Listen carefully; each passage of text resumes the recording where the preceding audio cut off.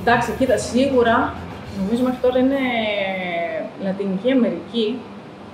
Δεν ξέρω πού, γιατί από ό,τι παίξαμε από Μεξικό και κάτω, πραγματικά ήταν κάθε βράδυ full on, 100%.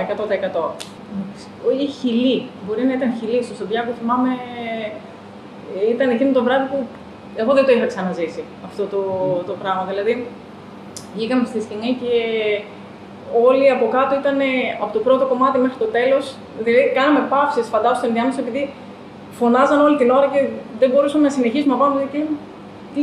Ήταν αυτό που έγινε εκείνο το βράδυ, ήταν τρομερό. Ήταν για μένα πρωτόγνωρο τουλάχιστον. Οπότε, ίσως θα έλεγα Χιλή, αλλά πραγματικά από ό,τι περάσαμε εκεί πέρα, Μεξικό, Βραζιλία, ήταν όλα απίστευτα.